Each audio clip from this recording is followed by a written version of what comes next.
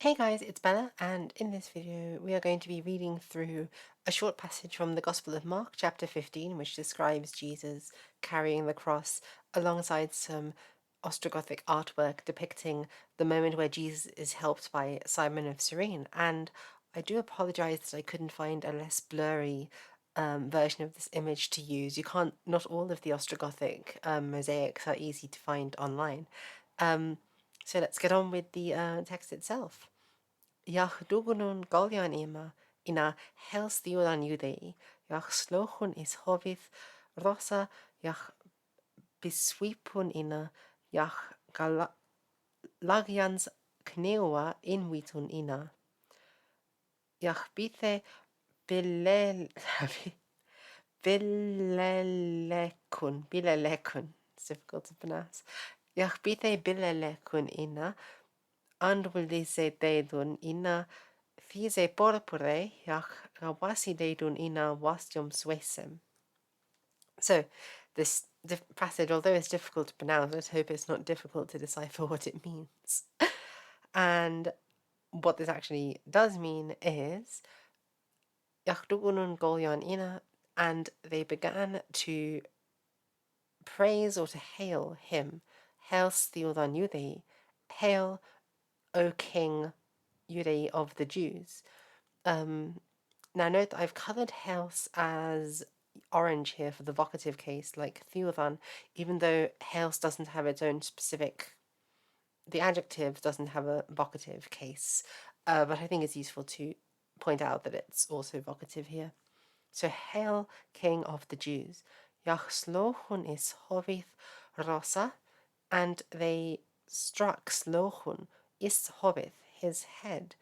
Rosa, I think this is with whips, or maybe even with a rose. Yach biswipun ina, and they swiped at him literally. Yach lagiandans kniwa, and laying down their knees. So this is a Gothic metaphor for going down on their knees. In vitun ina, they worship him. Yachbite bilelekun ina, and then they mocked him bilelekun ina. Andwes andwasideidun ina, these porpure. So this is an interesting one. Wasian means to clothe, and then andwasian is sort of onto, so to clothe onto him, or to make him dress. These porpure, with this purple robe which we see him wearing in this thing. Although it's worth noting that in the Ostrogothic artwork, and let's see if I can find an earlier one, we can see Jesus wearing the purple even before that. So it wasn't as if he only starts wearing the purple at this point in the story. Let's see if this is my document that I've got open. Yeah, we can see him here in the Garden of Gethsemane. He's wearing the purple even before he gets crucified, or dressed in it by the Jews. So that's not a consistent thing that shows up in their artwork. And it's interesting that they would do that actually, because Ostrogothic artwork depicting Jesus tends to be more interested in showing how he progresses and age and reflects natural circumstances. Like I've pointed out in many of these previous Gothic tidbits, you see Jesus here has a beard, but if we go back to an earlier one, so he's got a beard in this one where he's being betrayed by Peter, he's got a beard in this one where he's being judged by Pilate, and in this one in the Garden of Gethsemane, and in this one in the garden, in this one at the Last Supper.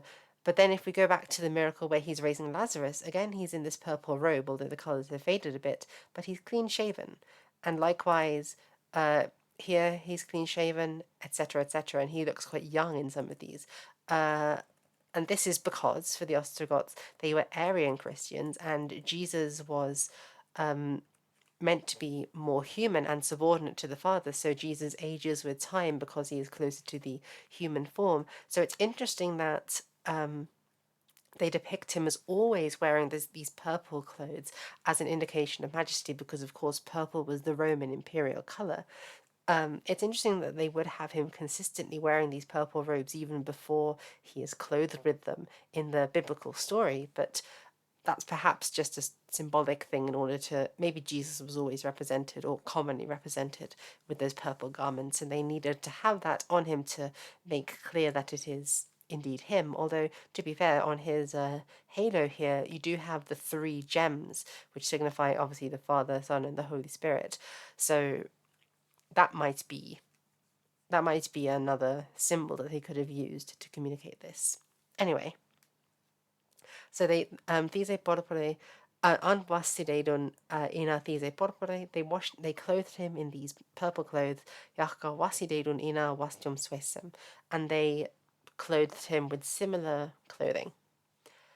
Yach undripun sumana mane, simona kirineo, quimandan ana akra athan ales Alexandros, Yach Rufos, I nemi Galganis, Yach atochun ina ana Golgathastath.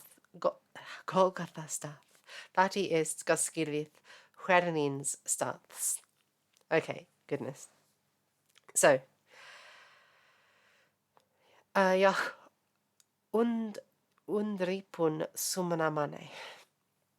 And they sort of grabbed, basically, ungripun, they grabbed sumana, someone of the men, and this is Simona Kirineo. They grabbed Simon Serenus, Quimandan av Akra, coming from the field, Atan Alexandros Yachrufos. This man, Simon, was the father of Alexander and Rufus. And this is quite cool because it gives us an indication, by the way, of how the Goths would have transliterated the Latin and Greek letter for X. And they do it as a KS here in the Gothic, which means that the Gothic letter X must have been pronounced differently. Basically, it wouldn't have been pronounced as a X sound, maybe more of a Ch sound. Anyway, moving on. So they took Simon Cyrenaeus, the father of Alexander and Rufus, I nemi galganis, and I, when it has a subjunctive verb afterwards, indicates intentionality. So it's I nemi, so that he might take galganis, the cross of him. Now this word galga is interesting. It's a cognate of our English word for gallows, but they're using it here to refer to a cross, the thing on which a person dies. Yach atochun ina ana Golgathastath, and attochun, they led ina, him, this is referring to Jesus, ana Golgothastath, onto the place called Golgotha. Thati is Gaskirith, that is translated as Huernins stats, as the place of skull, a skull, I believe, skull mount. Although I'm not 200% certain on that. So let me know in the comments if I got that one completely wrong about Huerni. And anyway, that is it for the video. Thank you guys so much for watching. If you want me to teach you Gothic or any of the other videos that or any of the other languages that we do on this channel, you can subscribe to my Patreon, which will be linked in the description of this video. You can also join my Discord server, which is a fun community of like-minded people who often share memes and chat. And like, comment, and subscribe for this particular video and to my channel, of course, in general. And I will see you guys in the next Gothic tidbit. Bye!